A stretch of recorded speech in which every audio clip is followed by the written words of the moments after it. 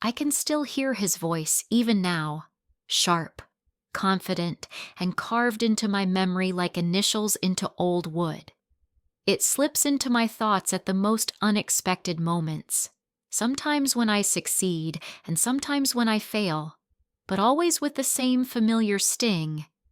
Women don't belong in politics or business, Anna. Don't embarrass yourself.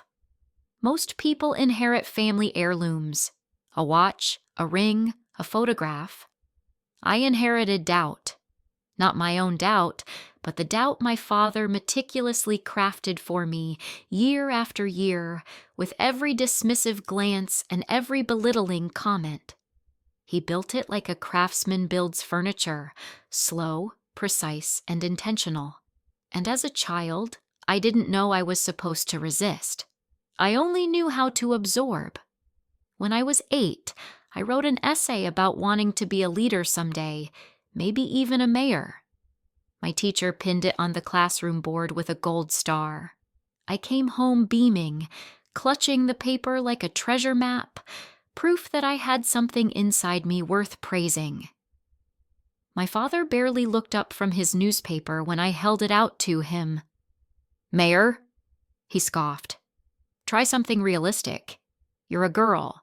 People won't take you seriously." The way he said girl made it sound like an apology for something broken. I pretended not to care, but that night I folded the essay into the smallest square possible and hid it in my drawer. I kept it for years, not because of what it said, but because of how it made me feel. Proud, then foolish for being proud.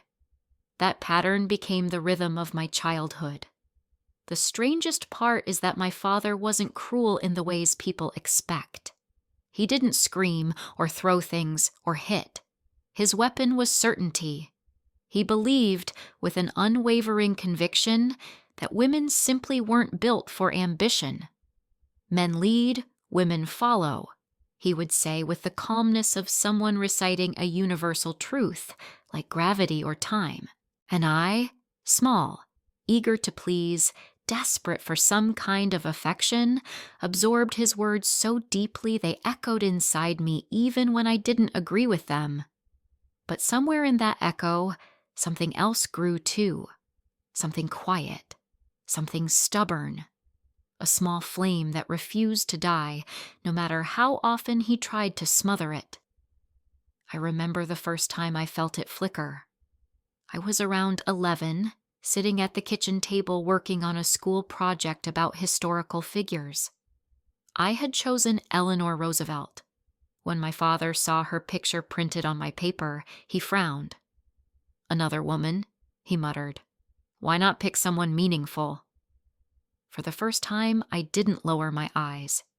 "She is meaningful," I said, my voice barely above a whisper. He stared at me, surprised, maybe even annoyed that his words hadn't landed the way they usually did. The flame inside me glowed just a little warmer. I didn't dare say more.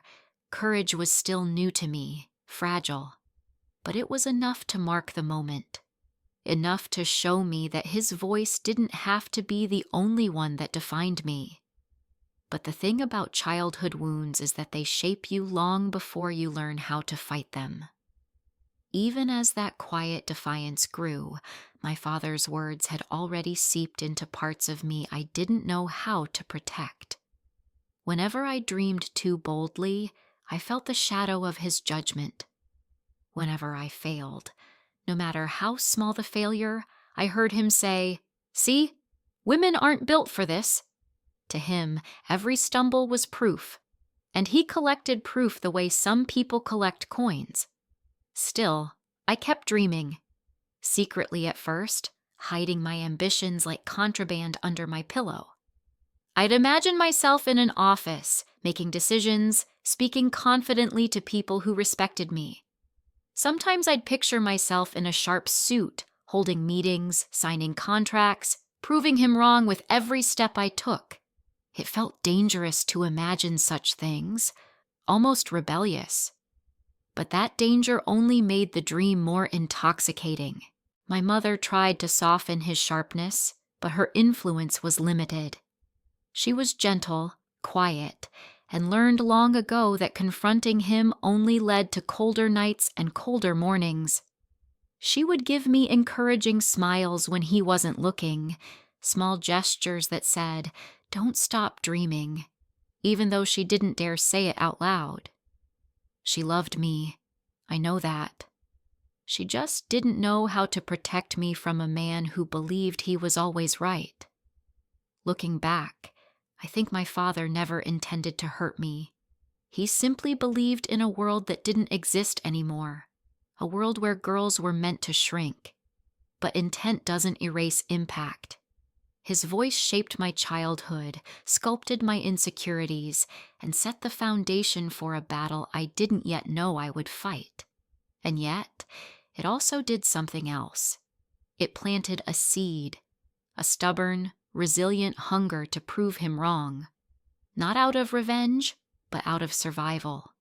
Because every time he tried to confine me with his beliefs, I felt something inside me pushing back. Every time he said I couldn't, a part of me whispered, "But what if you can?" At the time, I didn't know it, but that whisper would become the engine of my entire life. One day, years later, it would lead me far from home, far from him, and far from the girl who once folded her dreams into tiny squares. But all of that comes later. For now, this story begins with a voice, his voice, the one that hurt, the one I carried with me, and the one I would one day silence with my own. I can almost pinpoint the moment when defiance stopped being a whisper inside me and became something louder, something with heat, edges, and shape. It didn't happen all at once. It grew slowly, like a flame someone tries to smother with their palm, only to burn themselves instead. By the time I reached my teenage years, the quiet flame in me had become a steady fire. I didn't just want independence. I craved it with a hunger that felt like oxygen. I began to understand that if I didn't fight for the version of myself I saw in my mind, no one else would. Certainly not my father. He became stricter as I grew older, the way some people become more territorial when they sense they are losing control. Every new idea I expressed, every dream I mentioned, every plan I made, felt like a spark that irritated him. And he responded the same way over and over, with pressure, with rules, with criticism delivered so smoothly that sometimes I didn't realize I had been cut until moments later. "Business?" he scoffed when I casually mentioned I wanted to start something of my own one day. "What business could you possibly run? You don't know the first thing about the real world." It didn't matter that I was only 15. I wasn't talking about opening a company tomorrow. I was just dreaming aloud, the way teenagers do. But dreams, in our house, were treated like dangerous contraband, and mine in particular seemed to offend him. He monitored everything, where I went, when I returned, who I spoke to, what I read. If a book had anything to do with leadership or success, he made a comment. If a teacher praised me, he downplayed it. If I tried to join a debate club or a student council, he reminded me that girls who act like boys end up unhappy. The more he pushed, the more I pushed back, but quietly, strategically, like a prisoner testing the weaknesses in a locked door. I started staying late at school, pretending I had extra assignments just so I could breathe without someone looking over my shoulder. I spent time in the library researching women who built businesses, women who led movements, women who refused to sit down when told to. Each story felt like tinder thrown onto the fire in my chest. But home was a battlefield.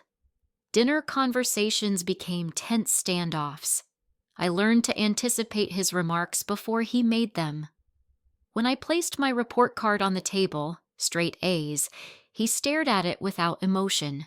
"School success doesn't mean real success," he said, slicing through my pride with a single breath. "It only matters for boys. They become providers. I pretended his words didn't land, but they did. They always did. Still, something inside me refused to bend the way he wanted. One evening, when I was 16, the fire in me nearly exploded. We were sitting in the living room, the TV humming softly. I told him about a summer program that helped students learn entrepreneurship. It was free, it was reputable, and my teacher had encouraged me to apply. He didn't yell. He didn't need to. "Absolutely not," he said, turning the page of his newspaper. "You're not wasting time on this nonsense." "It's not nonsense," I said before I could stop myself. The words slipped out hotter than intended. He lowered the paper slowly. His eyes narrowed, not in anger, but in disappointment, the kind that stung worse than shouting. "Anna," he said, voice calm, "you need to learn your place in this world before you make a fool of yourself." Something inside me cracked then. Not a small crack, but a long, jagged one that reached deep. I felt the fire rise in my throat, desperate to spill out, to scream that he was wrong, that the world had changed, that I had changed. But I swallowed it. I knew arguing would only tighten the chains. Instead, I went to my room and closed the door quietly. I sat on the floor, knees pulled to my chest, breathing through the ache. And that's when a realization came to me with terrifying clarity. If I stayed, I would become exactly the version of myself he believed in. Silent, small, dependent, afraid. That thought scared me more than anything else. From then on, my defiance became a strategy, not an impulse. I studied harder, not for school, but for escape. I saved small amounts of money from tutoring jobs, slipping the bills into a notebook only I touched. I chose friends carefully, gravitating toward those who understood ambition, who dreamed big, who believed in something beyond the limits of our small town. My mother noticed the changes, of course. Mothers always do. She saw the determination in me, the quiet rebellion.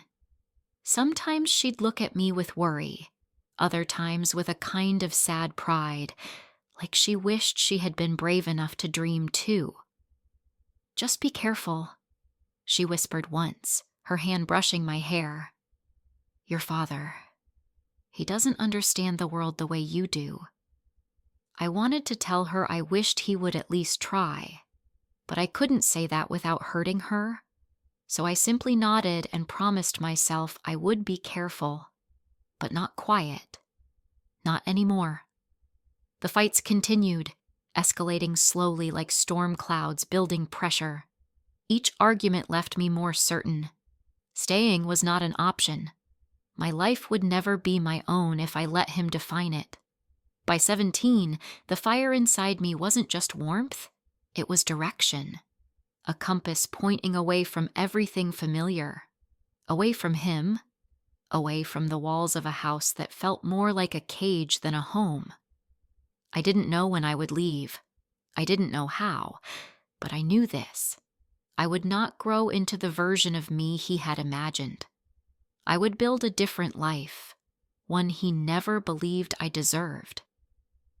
Some moments in life arrive quietly, almost politely, slipping into the room without anyone noticing. Others arrive like storms, loud, violent, impossible to ignore. The moment that broke things between my father and me was the second kind. It happened at the worst possible time, during the school's regional entrepreneurship competition. I had worked for months on my project, a proposal for a small student-run social initiative that helped local artisans sell their products online. It was simple, but it meant something to me.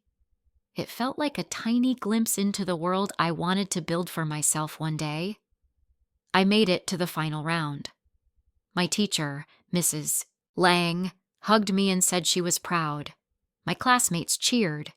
But the only thing I wanted, always wanted, was for my father to show up just once and say, "Good job." So I invited him. I told him it was important. I told him I needed him there. He nodded without looking away from the television. "I'll see," he said, which in his language meant, "Don't count on it." Still, a foolish part of me hoped. On the day of the event, I stood backstage clutching my note cards, palms damp, heart racing. I peeked through the curtain, scanning the rows of seats. Parents filled them, faces glowing with pride. And then I saw him, my father, arms crossed, expression unreadable, sitting stiffly in the second row. For a second, it felt like the universe itself had shifted in my favor. He came. My presentation went well. Better than well. I felt confident, grounded, almost powerful as I spoke. The judges nodded along, impressed. When they announced the rankings, I came in second place, not first, but close enough to feel like victory. My classmates hugged me. My teacher was beaming. But when I walked to my father, something in his eyes told me it wasn't enough. "Second place," he said before I could speak. "So someone was better than you." I opened my mouth, but no words came out. Maybe if you put this much effort into something useful, you'd actually win. A few parents nearby turned their heads. I felt the heat of their stares. My stomach twisted. "But I tried my best," I said, hating how small my voice sounded. He sighed loudly enough for people to hear. "Your best isn't good enough, Anna. And this?" He gestured dismissively at the stage behind me. "This is why girls shouldn't chase things they don't understand." I felt something inside me fracture, cleanly, sharply, like glass hitting tile. Mrs. Lang approached, placing a gentle hand on my shoulder. "Anna did wonderfully," she said, her voice firm but kind. "You should be proud." My father gave her a thin smile. "I'll be proud when she learns her place." That was it, the last straw, the line that couldn't be uncrossed. I wanted to scream. I wanted to cry. I wanted to disappear.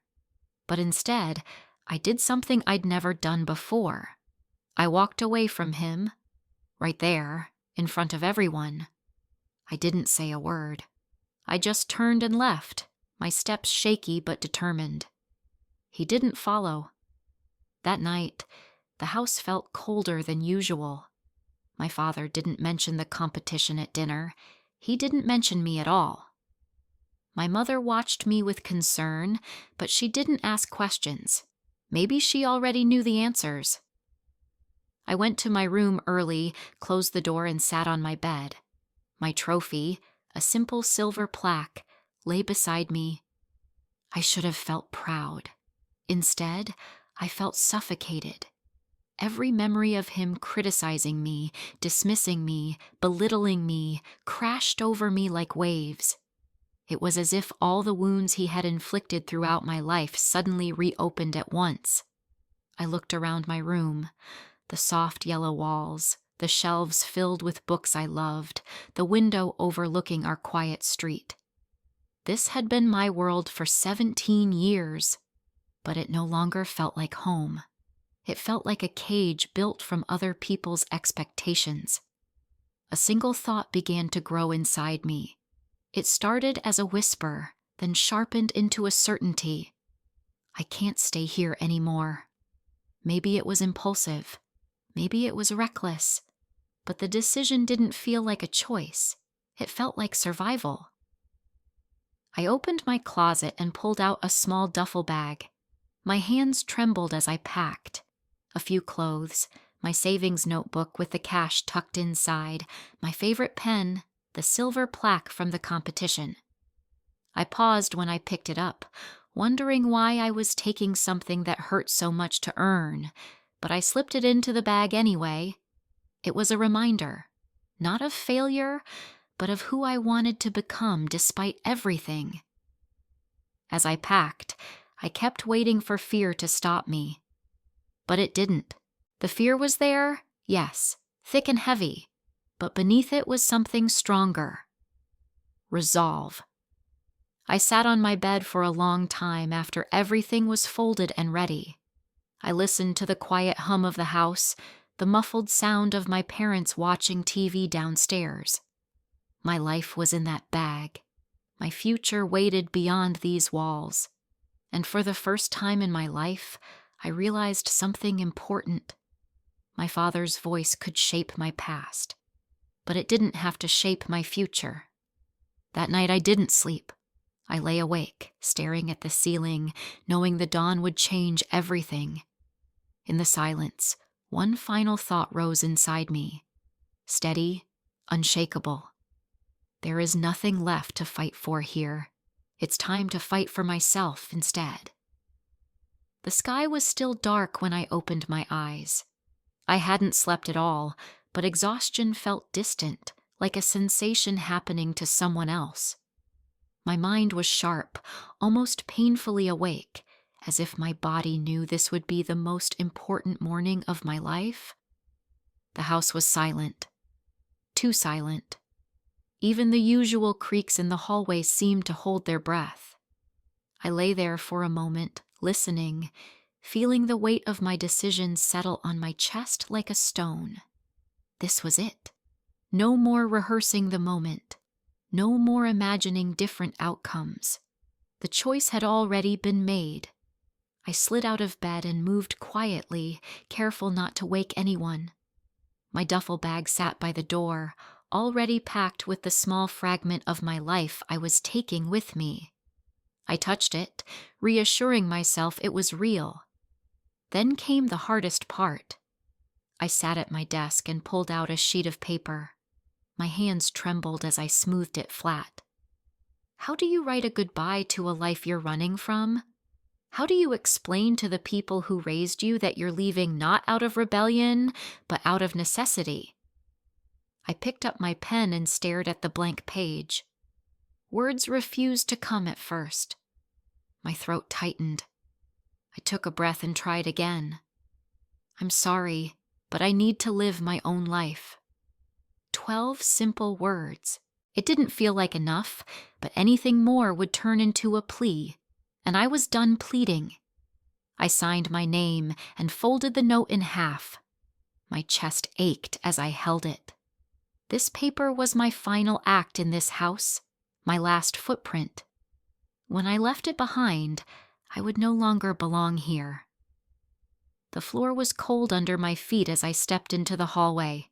The house, the same one I had grown up in, looked different today. It felt smaller, tighter, as if the walls themselves were pushing me out. Maybe that was my mind playing tricks. Maybe it was relief. I paused outside my parents' bedroom door. A faint snore came from inside. My father's. The sound made my stomach twist, but not with guilt, with certainty. I crept downstairs, each step slow and deliberate. My heart thumped loudly, and I silently begged it not to give me away. The kitchen was wrapped in shadows. Only the faint glow from the street lamp outside cast light onto the table. I set the note down gently, as if afraid to wake the house. For a moment, I simply stared at it. Would they understand? Probably not. Would they forgive me? That mattered less than I wished it did. I turned away before doubt had the chance to settle in. My keys were in the drawer by the door. I slipped them out, along with the few dollars of leftover savings I had collected from tutoring kids in math and English. It wasn't much, barely enough to survive a few days, but it was all I had. When I opened the front door, a cold breeze swept in, sending a shiver down my arms. Everything outside looked unfamiliar. The street seemed darker, the trees taller, the world bigger. Fear rushed into my throat. What if I was making a mistake? What if I failed? What if leaving only proved my father right? I closed my eyes. No, leaving wasn't the mistake. staying would be. I stepped outside. The door clicked softly shut behind me. So quiet, but so final. My backpack felt heavy, and the strap dug into my shoulder, but the weight also grounded me. It reminded me that I still carried something of my own. The sky was beginning to lighten as I walked toward the bus stop. A thin stripe of pale orange stretched across the horizon. Dawn was coming, slow and hesitant, just like I was. When the bus finally appeared, its headlights cut through the dim morning air. I boarded with trembling legs, dropped my coins into the fare box, and chose a seat by the window. As the bus lurched forward, I looked back one last time. My parents' house grew smaller in the distance, the roof barely visible between trees. It didn't look like a prison from out here. It looked ordinary, peaceful. But I knew better. The farther we drove, the lighter I felt. Like a rope around my chest was gradually loosening. But the fear remained too. An honest, raw fear that I wasn't ready for the world outside, that I wasn't strong enough or skilled enough or lucky enough. But beneath that fear was something else, something stronger. Hope. My new city wasn't far, a few hours away, big enough to disappear in, small enough to survive in. I didn't know where I would stay yet. I didn't know what job I would find. I didn't even know what the first night would look like. But for the first time, the uncertainty felt like possibility instead of danger. When I finally stepped off the bus, the city smelled like rain and exhaust fumes. People moved around me quickly, wrapped in their own lives, not noticing the girl with a duffel bag and a heart split between terror and excitement. I found a small hostel, a cheap one, with peeling paint and dim hallways. The receptionist barely looked at me as I paid for a single night. The room was tiny, just a bed and a shared bathroom down the hall, but the door locked, and that alone made me feel safer than I had felt in years. That night, alone on a thin mattress, I stared at the ceiling and listened to the distant hum of traffic. My life had changed. There was no going back. The fear lingered, thick and heavy, but so did the sense of freedom. For the first time, I could breathe without someone's voice silencing my thoughts. I didn't know what tomorrow would bring, but I knew one thing with absolute certainty. I was finally living my own life. If anyone had told me that the first years on my own would feel like walking barefoot across jagged stone, I might have laughed or cried. But I wouldn't have believed them. I had imagined freedom as something bright, thrilling, almost cinematic. And yes, some moments were like that. But most of it was grit. Those first months in the city were a blur of exhaustion. I learned quickly that independence wasn't a sunrise. It was a long climb in the dark. My savings vanished almost immediately. Food became something I measured carefully. Some nights, it meant a cheap sandwich. Some nights, it meant nothing. I found small jobs wherever I could, washing dishes, folding clothes in a thrift store, handing out flyers on street corners. Anything that kept me afloat. I enrolled in evening classes at the community college, determined to study business administration. I couldn't afford more than 2 classes at a time, but each credit felt like a brick in the foundation of the life I wanted to build. That meant my days often stretched from sunrise to midnight. Work, study, work again, sleep when I could. The city never really slept, so sometimes it felt like neither could I. There were moments, especially early on, when I nearly broke. Like the night my manager at the thrift store accused me of misplacing money from the register. I knew I hadn't, but she yelled, humiliated me in front of customers, and sent me home early. I walked the whole way back to the hostel in the rain, soaking and shaking. By the time I reached my room, I sank to the floor and cried until I couldn't see straight. It wasn't the accusation that hurt the most. It was the thought that maybe my father had been right all along. Maybe I wasn't cut out for any of this. But the next morning, I dragged myself back to class. Because even through the doubt, a deeper voice inside me kept saying, "Keep going." You didn't come this far to collapse now. There were betrayals too. Friends who borrowed money and disappeared. Classmates who used my notes without ever offering help in return. A roommate who stole half the cash I had been saving. Each loss felt like a punch to the ribs, but also a reminder that I had to choose my circle wisely. Still, it wasn't all despair. Some nights, after long shifts, I stayed in the library until it closed, surrounded by books that whispered possibilities. Professors noticed my effort. One of them, Dr. Reyes, once pulled me aside after class.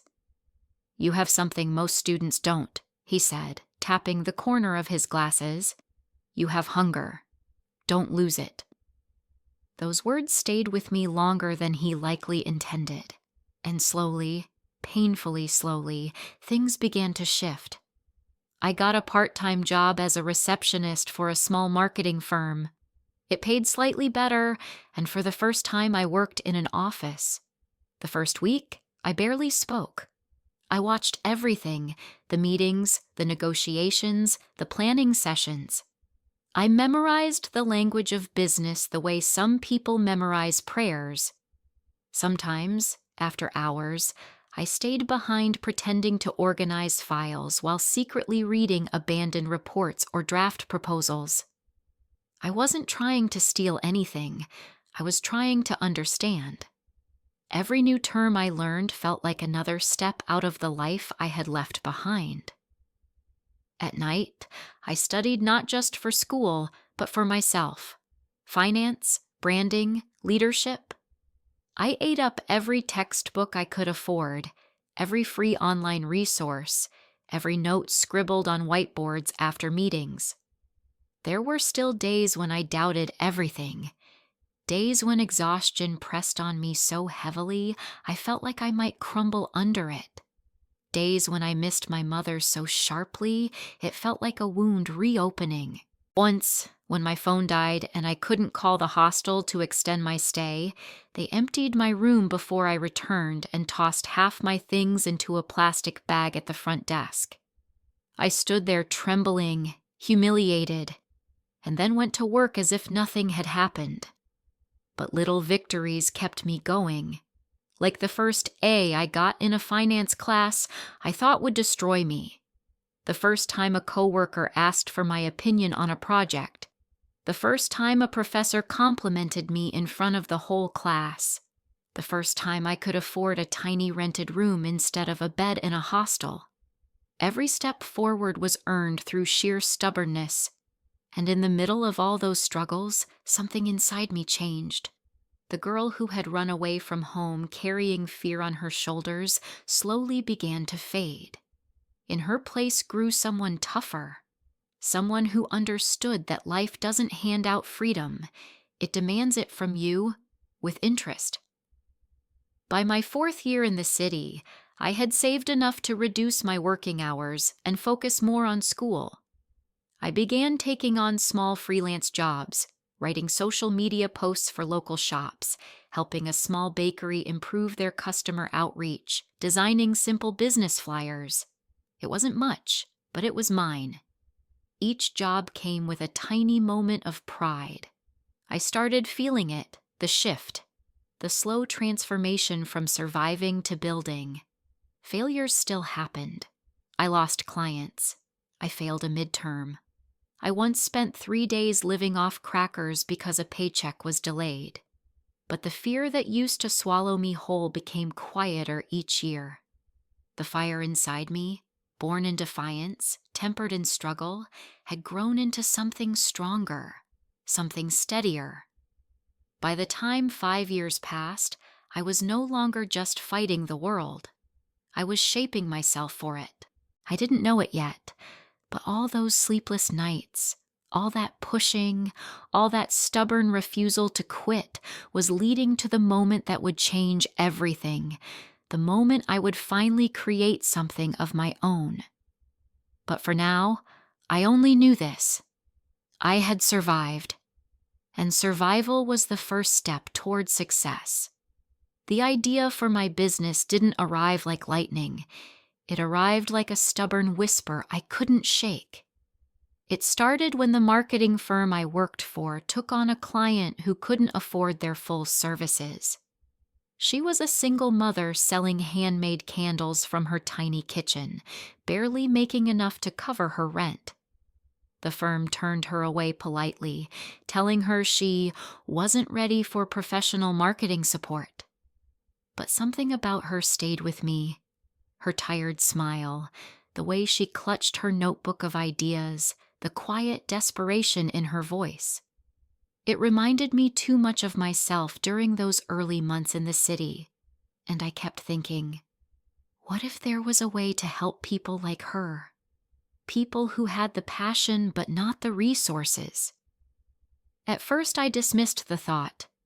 Who was I to help anyone? I was still juggling work and school, still paying off my loans, still stretching my budget so thin it felt like a thread about to snap. But the idea kept following me everywhere. On the bus, in class, during late-night study sessions. It was persistent, insistent. One night, after a long shift and even longer homework assignment, I finally opened my laptop and began typing. A plan. A simple one. A small marketing service designed for tiny businesses, one-woman shops, home creators, local artisans. Affordable, flexible, and personal. I worked on it every night for weeks. The more I wrote, the more it felt right. Like this was the path all those years of struggle had been leading me toward. But ideas are only ideas until you risk something for them. So I did. I used almost all of my savings to rent a tiny office, a room so small that if I stretched out my arms, I could almost touch both walls. The ceiling buzzed with an old fluorescent light. The paint peeled in the corners, and the single window was cloudy with age. But when I saw it, something inside me whispered, "This is yours." I signed the lease before fear could convince me otherwise. Moving in felt surreal. I brought in a second-hand desk, a mismatched chair, a plant I wasn't sure I could keep alive, and my old laptop that made a rattling sound whenever I typed too fast. It wasn't much, but standing in that room felt like stepping into a new version of myself, one I had fought tooth and nail to become. I registered the business name, Rise Bright Marketing. Simple, optimistic. A promise to myself as much as to my clients. But of course, opening a business didn't mean clients magically appeared. The first week, no one called. The second week, no one emailed. I spent my days designing sample packages, building a basic website, and passing out flyers to local shops, most of which took them with polite smiles and no real interest. Doubt returned, sharp and familiar. I began to fear I had made a mistake, an expensive one. My savings were draining fast. My rent was due soon. I lay awake at night, imagining the humiliation of closing my business before it even started. But then, on a Thursday morning, as I unlocked the office door, my phone buzzed. A number I didn't recognize. "Hello? Is this RiseBright?" My heart thudded so loudly I could barely hear my own voice. "Yes, this is Anna. How can I help?" It was the candle maker, the same woman the firm had rejected months earlier. She'd kept my flyer. She'd thought about calling every day for a week. Her voice trembled with nerves as she explained her situation. "I can't pay much," she said, "but I really want to try." I promised her we would find a way, because I had been her once. Our first meeting happened in my tiny office. She sat across from me, hands shaking, notebook clutched tightly in her lap. As she talked about her candles, the scents inspired by her childhood, the labels she designed herself, I felt something warm bloom inside me. She wasn't just a client. She was a reminder of why I started this. We spent hours crafting a simple marketing plan, a basic website, a social media calendar, product photos I took myself with my old phone.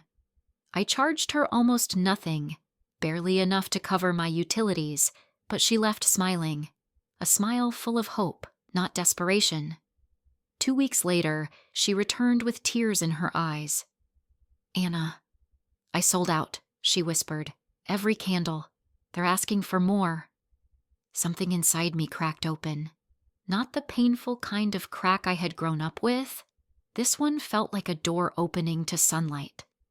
Word spread slowly. A local jewelry maker contacted me next. Then a tiny bakery looking to grow. A pottery studio. A seamstress. People who would normally never hire a marketing professional suddenly found themselves saying yes because I offered something they could finally afford, something tailored to them, and something made with genuine care. The money wasn't much at first. Some days it barely covered my office rent. But each time a client succeeded, each time someone told me, "Your work helped me," I felt myself grow stronger, more capable, more certain that I was building something real. The turning point came when I received my first real payment. Not a symbolic amount, not a small token, a true invoice paid in full. I held the check in my hands for a long time, unable to speak. This wasn't money from a shift I endured. This wasn't money from someone else's company. This wasn't survival. This was my work, my idea, my business. For the first time, I felt the undeniable truth. I didn't just leave home. I didn't just survive the city. I was building something with my own 2 hands. And it was only the beginning. Growth doesn't announce itself. It creeps in quietly, moving beneath the surface of your life until one day you look around and realize everything is different. That's how it was with RiseBright. 1 month I was celebrating my first real payment, and the next I was waking up to more emails than I could answer in a morning. At first, the growth felt like a trick of the light, something I imagined because I was desperate for progress. But the signs were undeniable.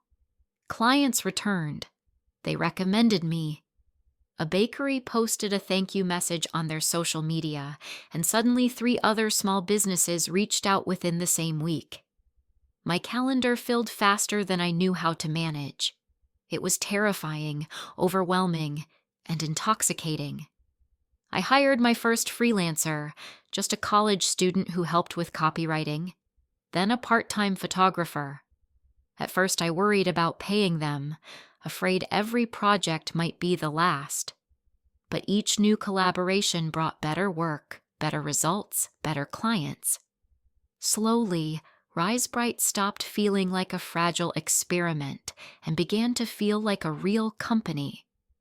The tiny office that once seemed too big for me suddenly began to shrink. Clients squeezed into the small room, bumping elbows and tripping over cords. There were days when the printer jammed so badly I thought about throwing it out the window. But even the chaos felt precious. Every inconvenience was proof that I had outgrown the limitations I once feared. One afternoon, as I rearranged boxes of client materials, I realized something strange. I hadn't thought about my father in weeks. Not his voice, not his doubt, not the shadow he used to cast over my dreams. I had been too busy building something real to hear him. That realization hit harder than I expected. I wasn't running anymore. I wasn't proving anything. I was simply living the life I had fought for, making decisions, taking risks, thriving in a world he had insisted wasn't meant for me. That night, I locked up my office and walked through the city, savoring the realization. The streets buzzed with evening energy, restaurant lights flickering on, People laughing as they stepped out of taxis, a musician playing violin near the subway entrance. 5 years ago, this city would have swallowed me whole. Now, it felt like it was meeting me eye to eye. I wasn't just surviving it. I belonged to it. The next big change came when one of my clients, a boutique floral shop, won an award for innovative local marketing. They publicly thanked RiseBright at the ceremony. Photos of my work spread on social media. My email filled with inquiries from people I had never met, many from outside the city. 2 weeks later, a small magazine reached out for an interview. Me. Someone wanted to interview me. I sat there staring at the message for a long moment, my heart thudding like it used to before competitions in school. But this time, the fear was different. It wasn't the fear of disappointing someone. It was the fear of stepping into visibility after years of hiding. I agreed anyway. The interview took place in a cozy cafe. The reporter asked about my childhood, my struggles, my motivation. I didn't mention my father, not directly. I talked about barriers, doubt, voices that didn't believe in me. But anyone reading between the lines would understand. When the article came out, the response was overwhelming.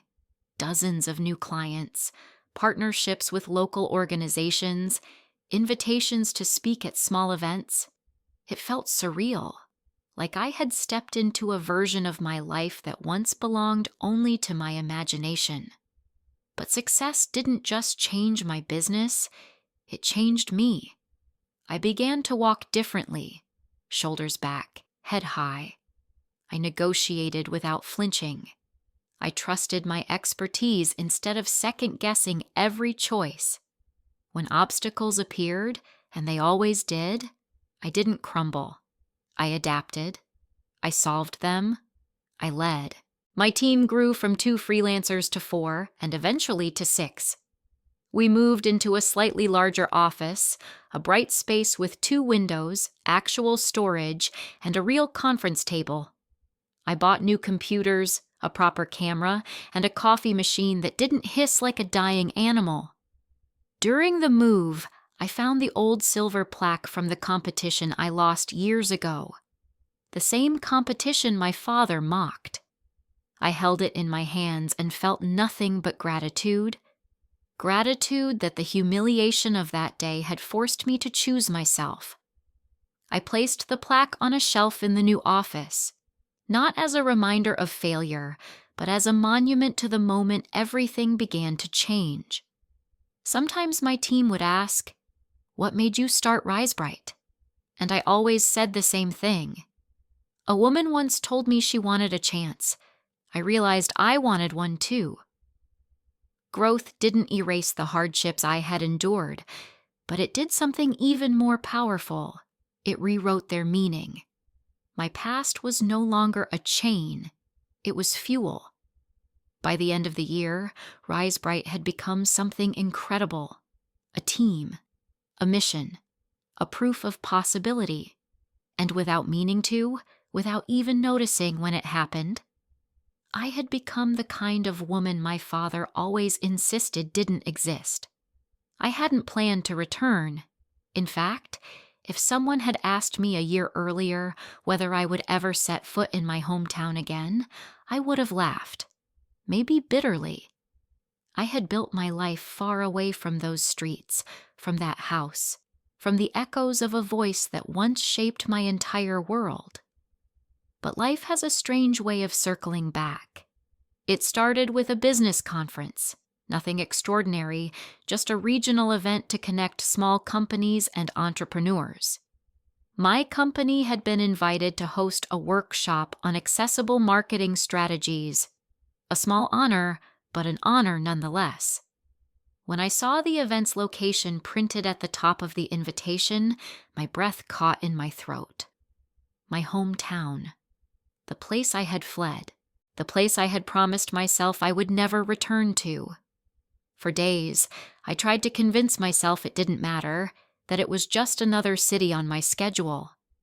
But deep down, something stirred, something unresolved, something unfinished. When the day finally arrived, I drove instead of taking the train. I told myself it was for convenience, but truthfully, I needed the silence. The hum of the road steadied my nerves. My hands, however, remained tight around the steering wheel, knuckles pale. As the landscape shifted from bustling cityscape to quiet suburban roads, memories began rushing back, uninvited, vivid, sharp. I remembered walking to school with heavy books and heavier thoughts. I remembered staring at my bedroom ceiling, whispering promises to myself about escaping someday. I remembered my father's voice, that heavy shadow that followed me everywhere. But now, I wasn't that girl anymore. When I reached the conference hall, I buried the memories under professionalism. My presentation went flawlessly. Attendees asked questions, took notes, and shook my hand afterward. A few recognized me from the magazine article and congratulated me. For hours, my attention stayed fixed on the work, the people, the energy. But when the event ended, when the chatter died down and the booths began to close, an unsettling quiet settled inside me. I gathered my things slowly, packing my laptop, my notes, my name badge. I should have left. I should have driven straight back to the city. Instead, my feet moved on their own. I found myself driving through familiar streets, past the old playground with the rusted swings, past the bookstore where I bought my first leadership book, past the high school I once walked into, trembling with self-doubt. Everything looked smaller now, smaller than the memories. Finally, I turned down my old street. The trees lining the road were taller, their branches arching overhead like a tunnel. My heart pounded as my father's house came into view. The blue paint had faded to a pale, dusty color, and the fence leaned slightly forward, as if tired from standing guard all these years. I pulled over but didn't get out. At first, I just stared at the house, its windows, its porch, its doorway. It felt unreal, like looking at a photograph of someone else's life. But then the weight of the past pressed onto my chest, and I knew I had to see it up close. I stepped out of the car. The air smelled like cut grass and nostalgia. My legs felt unsteady, but I walked anyway, slowly, deliberately. Standing in front of the gate, I hesitated. It would be easy to turn around, to claim I wasn't ready, to lie to myself and say closure wasn't necessary. But something deeper pushed me forward, a whisper inside me. You've earned the right to stand here. I opened the gate. The rusty hinge groaned as if protesting my return. The walkway was cracked in places, the garden overgrown. I placed my hand on the railing of the porch, rough, chipped, familiar. For several minutes I stood there, frozen. I wasn't sure if I wanted to knock or run. This house had shaped me, scarred me, fueled me. Now it simply looked ordinary. My heartbeat slowly began to steady. In that moment I realized something profound. I wasn't here to seek approval. I wasn't here to confront him. I wasn't here to open old wounds. I was here because I finally had the strength to return without breaking. After one long breath, I stepped back from the door. I didn't knock. Not yet. I wasn't ready for the conversation waiting on the other side, but I was ready to face the memories. Walking slowly back to the car, I felt the past uncoil from my shoulders. For so many years, the idea of returning terrified me. But now, the fear felt hollow, like an echo without a source. The girl who had left at dawn with one bag and a trembling heart was not the woman standing here now. I got into the car and rested my forehead against the steering wheel. Relief washed over me. Unexpected, overwhelming. I didn't know when I would knock on that door. Tomorrow, next week, next visit. But for the first time, I knew I would. The past no longer controlled me, and that realization was freedom. When I finally drove away, I glanced at the house one last time. It was small. So small compared to everything I had built. And I whispered into the quiet, "I'm not afraid anymore." I didn't sleep well the night after visiting my old street. My mind kept replaying the image of the house, the faded walls, the chipped porch, the memories hiding in every inch of wood and paint. I had stood at the doorstep like an intruder in my own past, too afraid to knock and too changed to walk away without feeling its gravity.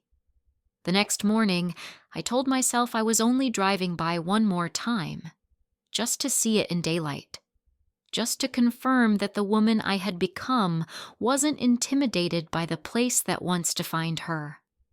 But as I parked the car by the curb again, something stronger than curiosity tugged at me. It was time. Not because I wanted it, but because I needed it. My hands trembled as I stepped onto the walkway. The early sun cast long shadows across the yard. Each step felt heavier than the last. My heart pounded so loud I thought it might echo through the quiet neighborhood. I reached the porch, inhaled slowly, and knocked. For a few seconds there was only silence, then the faint sound of footsteps. The door cracked open. Richard stood there, my father. Older, grayer, smaller than I remembered. His shoulders hunched slightly, his eyes tired. For a heartbeat, we simply stared at each other. Confusion flickered in his expression first, then shock, then something I couldn't quite define. "Anna," he breathed, as if uncertain whether I was real. I nodded. "Hi, Dad." His mouth opened, closed, opened again. The man who once had a cutting remark ready for every situation now stood speechless. Finally, he stepped back. "Come in?" I swallowed hard. "Okay?" The living room was the same but older. The furniture had worn edges. The air smelled faintly of dust and the familiar scent of home, something between brewed coffee and old carpet. It hit me harder than expected. He motioned for me to sit. I chose the edge of the couch, the same place I had sat countless times as a child, bracing myself for lectures. But now, the couch felt strangely small beneath me. He sat across from me in his old armchair. His hands rested awkwardly on his knees, fingers twitching with nerves. "You look different," he said finally. "I grew up," I replied gently. He nodded, staring at the floor. "I didn't think you'd ever come back. I didn't think I would either." Silence settled between us, thick, uncomfortable, full of words we had never said. He cleared his throat. "Your mother told me you were doing things. Good things. But I didn't imagine." He glanced at me, then away again, struggling to speak. "I didn't imagine you'd become successful." There was no bitterness in his voice, only disbelief, maybe regret. My pulse quickened. "Dad, I didn't come here to gloat or prove anything." "I know," he murmured. His eyes glistened, and for a second he looked nothing like the man who had belittled me for years. "I know." Another long pause. Then, softly, painfully, he said the words I never thought I would hear in my lifetime. "You were right. The world seemed to stop." He took a slow breath. "You were right to want more, to dream, to leave. I was wrong." His voice cracked. "I thought I was protecting you, or teaching you something important. But I see now, I was afraid. Afraid you'd go beyond me. Afraid you'd prove that the world wasn't what I believed it was." My chest tightened. I hadn't expected this. Not the vulnerability. Not the honesty. "I hurt you," he continued. more than I ever meant to. I see that now. And I'm sorry, Anna. I'm truly, deeply sorry." His words hung in the air like a fragile thread, trembling but unbroken. I felt tears well in my eyes. For a moment, I was 17 again, aching for an apology that never came. Now, years later, it finally arrived. So late, yet strangely timely. "I was angry for a long time," I whispered. "I didn't hate you. I just stopped believing you could ever understand me." "I didn't understand," he admitted. "But I want to." His voice softened. "I want to know who you've become." I exhaled shakily. "Well, I built my own business. It's small, but growing. I help people, small shops, tiny brands, find their voice. It's what I always wanted." He nodded, eyes shining with pride he had never shown before. "I heard. People talk, you know. Your mother keeps every article, every mention. She's incredibly proud." A painful warmth spread through me. "What about you?"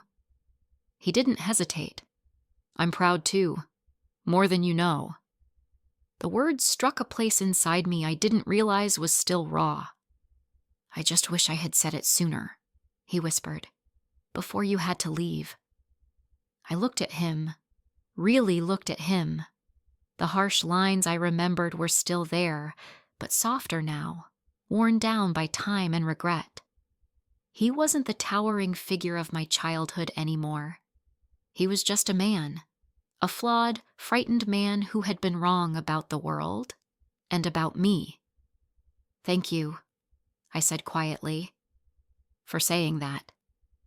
He nodded, wiping his eyes quickly as if embarrassed to show emotion. "I know I can't fix the past, but maybe we can try to start again." My throat tightened. Maybe we can. The moment settled gently between us, tentative, fragile, but real. We talked for a long time after that. Not about the pain, not about the years lost, but about life. My work, his health, my mother, the neighborhood. Ordinary things, spoken with extraordinary care. By the time I stood to leave, the heaviness inside me had lifted, like a weight finally loosened after years of being tied too tight. At the door, my father touched my arm lightly. "Thank you for coming back," he whispered. I nodded. "Thank you for opening the door."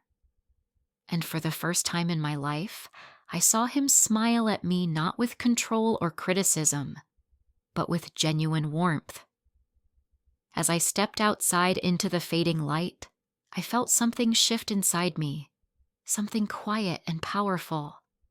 Forgiveness didn't erase the past, but it freed me from it. Driving away from my father's house, I expected to feel hollow, shaken, maybe even fragile after everything that had been said. Instead, a strange lightness settled over me, subtle at first, like someone had loosened a tightly knotted rope inside my chest. For years, I had carried the weight of his words, the weight of doubt carved into me since childhood. And yet now, after finally hearing the apology I had never dared to hope for, that weight began to dissolve. I didn't cry. I didn't collapse. I simply breathed, slow, steady, unhindered. The sun was sinking behind the rooftops as I reached the end of the street. For a moment, I stopped the car and looked at the road ahead, lined with warm orange light. It struck me then how symbolic it felt, leaving the street that had shaped me, driving toward a horizon I had built with my own hands, a book closing, a new one opening. That night, back in my city, the city that had tested me, broken me, rebuilt me, I walked straight to the office instead of going home. The building was quiet, the hallway lights dim. When I unlocked the door and stepped inside, the familiar scent of ink, coffee, and determination wrapped around me like a second skin.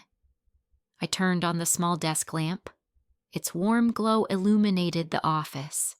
The larger desks I had bought after expanding the team, the framed article on the wall, the whiteboard filled with ideas for future projects. And on the shelf near the window sat the old competition plaque, my reminder of where it all began. I walked over to it and rested my fingers on its edge.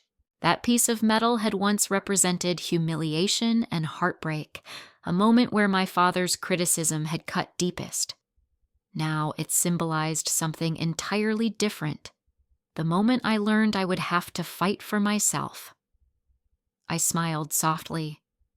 "You did well," I whispered, not to the plaque, but to the girl I had been back then, the one who kept going, the one who refused to let someone else define her value. The next morning, the team arrived early. Meetings, calls, strategy sessions, they filled the day before I even had time to settle into my chair. But in every interaction, every decision, every confident step I took, I felt the shift inside me.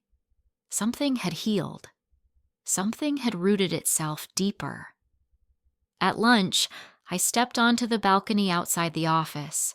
The city stretched out below, cars weaving through the streets, people rushing on sidewalks, skyscrapers gleaming in the bright midday sun. I leaned against the railing and thought about the long road that had led me here. The struggles, the loneliness, the small victories, the nights spent studying until dawn, the clients who trusted me before I fully trusted myself. All of it had brought me to this view, to this woman I had become. I hadn't forgiven my father for his sake. I had forgiven him for mine.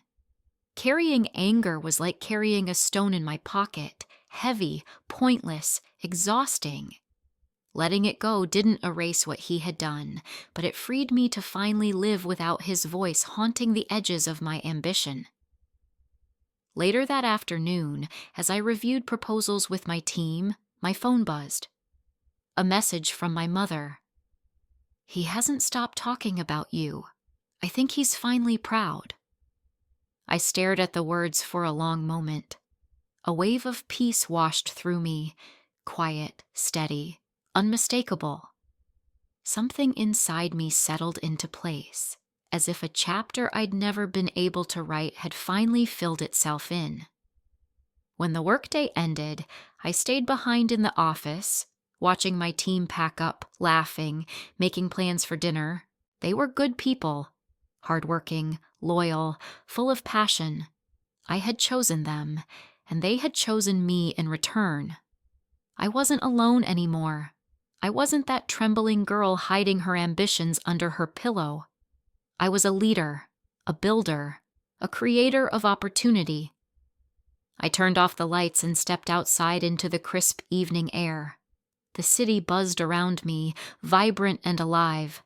Streetlights flickered on one by one, and somewhere in the distance, music drifted from an open cafe. As I walked down the sidewalk, I felt it again. The lightness, the freedom, the certainty of my own path. Everything I had built was real. Everything I had achieved was mine. And everything ahead belonged to me alone. My father's voice had shaped my childhood, but it no longer had the power to shape my future. I had carved that future myself, with persistence, with pain, with resilience, with fire. I paused at the crosswalk and looked at my reflection in a shop window. The woman staring back at me looked strong, capable, unbroken. She looked like someone who had learned that strength isn't handed down. It's chosen, forged, earned. And as I crossed the street, I felt the final words of my journey rise inside me, not whispered, not hesitant, but clear and resolute. Strength comes from choice, not permission. And I chose myself.